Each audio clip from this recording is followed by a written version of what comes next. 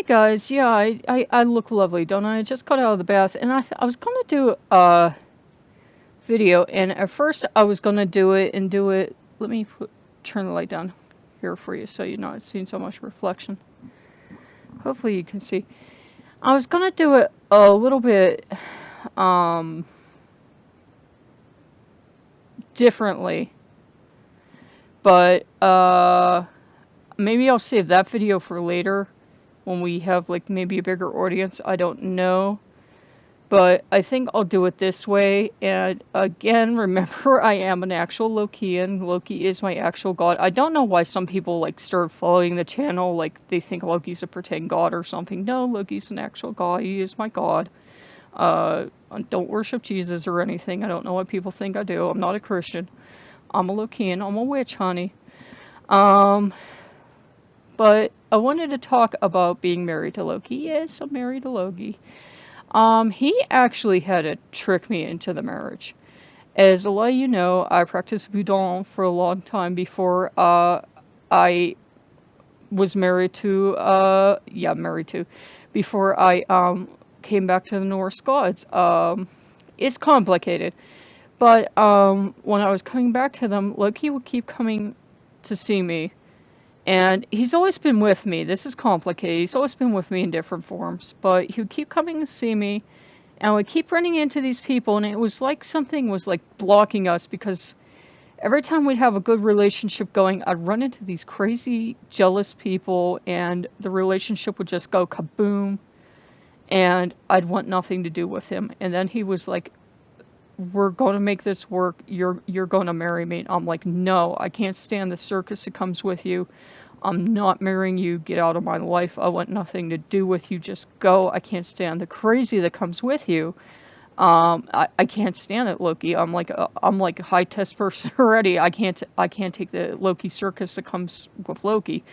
And he wouldn't take no for an answer, and he kept after me. And I'm like, no. And then like he like mysteriously disappeared. And I'm like, good, he mysteriously disappeared.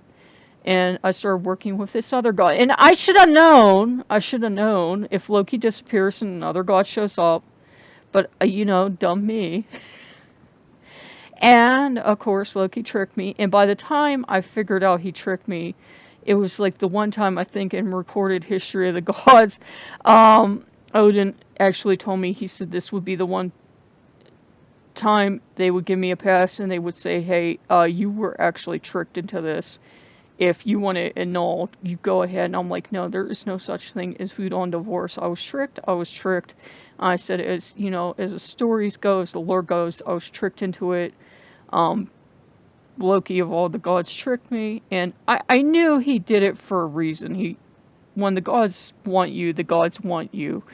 And it wasn't that I didn't love him. I did love him, and I did want to marry him. I just didn't want the crazy Loki circus. So I actually had to, like, for years, not be online. I mean, I was online otherwise, but I wasn't online in, like, a Lokean sense. I was not reading articles. I was not talking to other Lokeans. I was not doing anything because I couldn't take, like, the pressure and all the craziness and combativeness and pettiness. Because you all know there were like a lot of people that were just like, and I just couldn't take it. I was like in a place where I was like, no, I can't take this. I can't take all the craziness and competitiveness. So he tricks me. So fast forward, we've been married for years. And I come across this article. Again, it's written by one of those people. But we've been married for years and I'm older now. And I thought, you know, a lot of this comes from people that don't like these marriages, specifically the ones to Loki. They come from people, one, you can feel the anger that these people write with. You can feel the hatred coming off the article. And it's always from like kind of like a self-righteous, holier than thou, I'm better than you position. And I've never advocated anyone marrying Loki. I don't think it's a solution to anything. I don't think it's a quick fix for anything. I don't think it's like going to be easy for you. It's just like a normal marriage, like you would marry a human spouse. You're going to have your good days, you're going to have your bad days, and it's for life, it's for keeps. If you get married, you're not going to get divorced. There is no God divorce, just like there is no Noah divorce. If you get married to Loki and you decide tomorrow you hate him, that's just too bad. He's yours now. You can live apart like the gods would live apart, but you're not getting divorced. And yeah, I think those people miss that part. They think that because there are a few people that handle it poorly or claim to be married to Loki and they handle it poorly. Remember, not everyone that says they're married to Loki is perhaps married to Loki. It's just like not everyone that says they can fly, obviously. Excuse me. Dry throat. You know, it's not for everyone. And it's not something you have to do to be a Lokean, certainly. I don't know where some people get that idea. You certainly don't have to do it.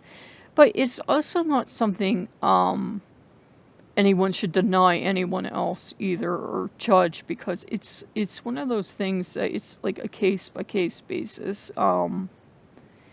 It's like in Voodoo. Some people believe in spirit marriage, some people don't. Some people see it as sacred and holy, and some people see it as profane and dirty, and how dare you say you could marry a spirit and blah blah blah.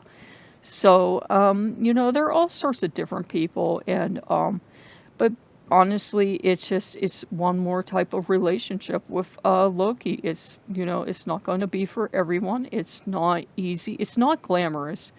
I can tell you, it's not going to make you rich. It's not going to make you younger or thinner or prettier or give you magical powers or make you fly or anything else. It's just, it's entering a new type of relationship with Loki is what it is at the end of the day. And there's really nothing for people to be threatened about. There's nothing for people to be jealous about.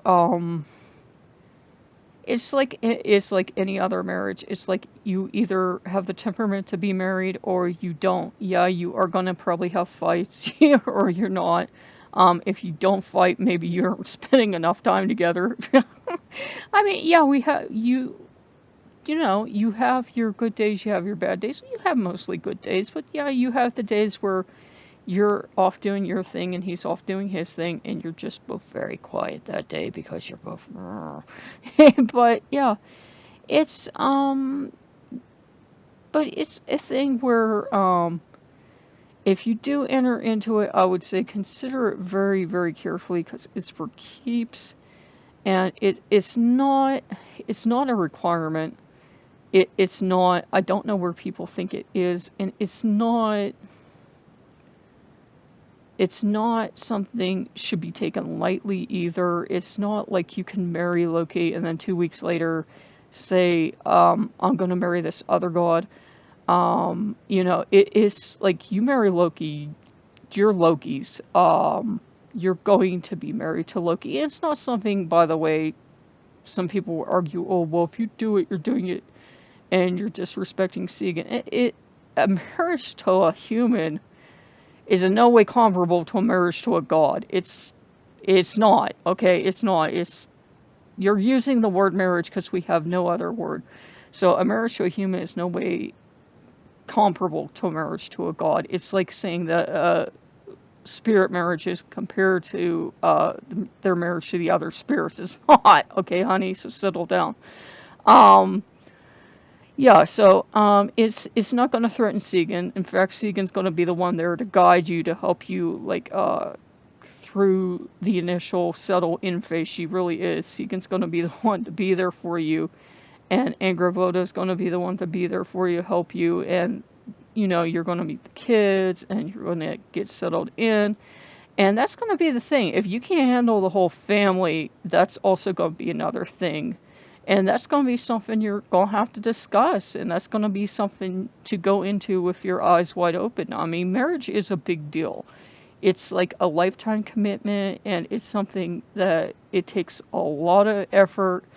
Had a sociology professor that said you fall in crap, you don't fall in love. And it's true. You have to work at it every day, especially the days you don't want to work at it because the Lord of Crazy just did something and it is the last day you want to love him, but you are married to him. And he's very lucky you love him and he is your husband, because if he wasn't, you would be finding a new god that day. But yeah, it's not for everyone and it's not easy, but it's a gift and it's a blessing. But it's not for everyone, and it's really, at the end of the day, it's no different than any other kind of relationship. And it's not, I wish people would not like make it into like a ranking thing, because it's not. A spouse is no higher or lower than a son or daughter or cousin or whatever you like to think of yourself as. It's no different. So I just want to throw some thoughts out there for you and talk about it. And just, every so often you get a burr under your saddle, because I was just going around, and then Loki's response was to put something on Pinterest about, if you're looking for a sign, this is it. And I'm like, okay, I get it. And it was on a Loki channel, which I don't even follow, which came up in my feed, which was spookity. So I'm like, okay, I get it. Maybe you want me to talk about this. So yeah, I'm married to Loki, and yeah, it's okay to be married to him, but it's also okay to not be married to him. And it's not a requirement for working with him, just like having an intimate relationship is not required to work with him. Good God, no, you don't have to be intimate with him.